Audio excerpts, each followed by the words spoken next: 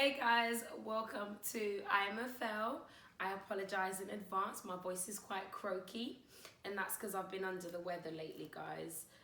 But I'm just recovering, so I thought I'll come to you guys with another video. Today I want to talk to you guys about a financial diet, like literally going on a financial diet. I want to talk to those who are serious to save some coins, those who are not going to make excuses. I've got a few tips for you, so keep watching.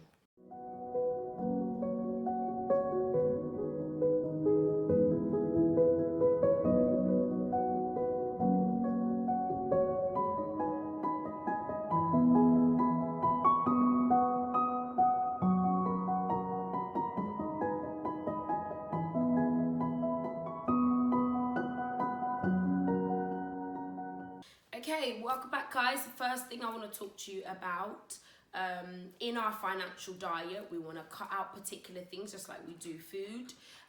So I will say the carbs of the whole process is to stop eating out. Did you get that pun there? Okay, so you need to stop eating out. Now that goes for me as well because I love a cheeky meal out. On our financial diet, we're not allowed to eat out.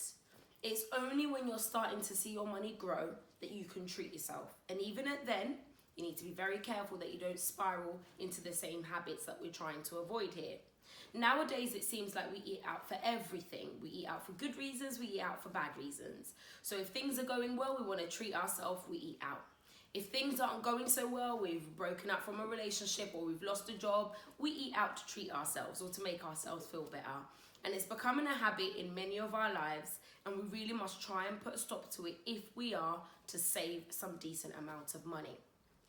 The second thing then, we need to stop buying designer clothes. Now again, everything I'm saying because I do the same things. I'm experienced at what I'm saying.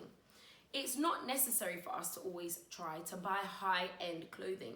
At the end of the day, yes, you owe a Gucci bag or a Gucci belt. Yes, you owe Fenty shoes or slippers. So what? You're no different from the next person down the road that doesn't have designer clothes. It's nice to own quite a few statement pieces, but it won't make you any less of a person if you don't own those things. So at the most, a few pieces here and there, but let's not go designer crazy. Why? Because it breaks the bank. It costs a lot of money and it's unnecessary. We could buy similar things which are just as good looking, just as quality for a lesser price. The third thing I want to share with you is about your mobile phone contract. Now, a lot of us have got rolling contracts lurking, all sorts of contracts. Switch to a SIM-only deal. That's what I did. What I did is I looked at how much I'd be paying if I was on contract and then compared it with buying the phone outright. And it worked out about £250 cheaper to buy the phone outright. So I saved up some money and I bought my phone outright. Now, once you do that, you can then go for a cheaper SIM-only deal, which will cost you something like £10 a month or £13 a month, like what I pay. You get unlimited minutes, unlimited text messages, and unlimited data. You're not even going to get through it in a month. And most of the time when you're at home, you're going to be using your Wi-Fi anyway, if data is such a big problem for you. So look at switching to a SIM-only deal so that you can save a lot of money within the year. The next thing we're going to go on to is gym membership. A lot of us have signed up to gyms that we don't use. If you're only going to the gym once or twice a week, it's a waste of money. It's better for you to get some dumbbells at home, get a gym ball and do some exercises. In fact, you don't actually need to buy anything. You don't even need a mat. You can use your rug or your carpet in your bedroom. There are some fantastic exercises on YouTube that you can even use just with a simple chair. If it's abs you want, if it's squats you want to do, you don't actually need equipment. So you could still look your best by eating properly and by exercising at home without an expensive gym membership. Next thing I want to talk to you about is expensive breakfasts. A lot of us have gotten into habits of buying a coffee or buying a tea on our way to work, especially during the winter months. It all adds up, guys. That £3 you spend at Costa or Starbucks every morning adds up. And it's not worth it. Make a cup of tea, and buy one of those £1 mugs and pour it in. As you're going, you're holding it on the train, in the car, you can drink it up. Most workplaces or schools, you should be able to get access to hot water to refill as you go. Another thing I want to talk about very briefly is lunch at work. Now, again, I'm guilty of that.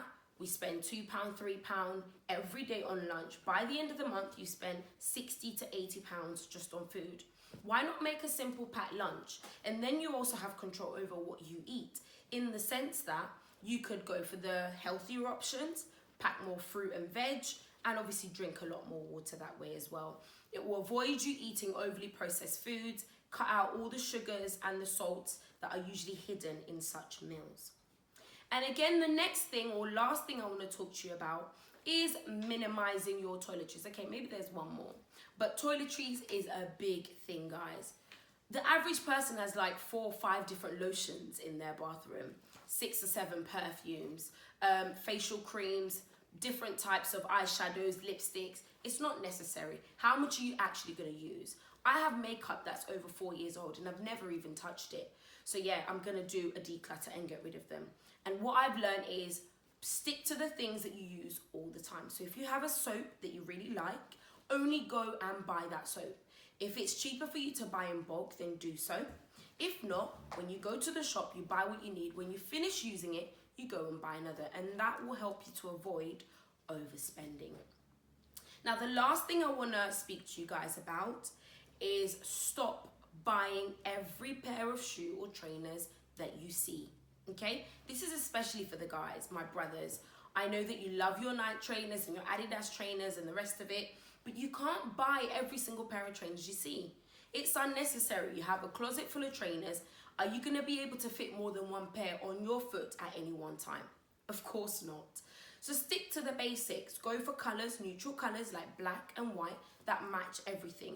And then perhaps one that goes with any type of color, like a multicolored one, if that even exists. That's as much as you need, really. Trainers are very expensive. They will cost you upwards of about £100. And sometimes if you shop around, you can get something that's slightly cheaper or even on sale, half price, and you can wear it with every outfit. Girls, for your shoes, again, same thing. You don't need patent and then suede and then whatever, rubber or whatever they are nowadays. Just stick to a simple style, court shoes, flats, and have maybe one of each style as opposed to one of each style in every color. In the end, your house is going to be cluttered. You're not going to be able to wear it all. And some of them will sit there collecting dust and it'll be a waste of valuable money that could be sitting in your account. So yeah, these are my top tips, guys, for our financial diet. Let me know if you are willing to try it and let's get some feedback on how things are going. Again, just like any diets, you need determination. You need to be willing to want to save. And then when you follow these tips, you should start to see the money raking in the account. Let's all have fat bank accounts, guys. Cheers, and I'll catch you guys again soon. Take care.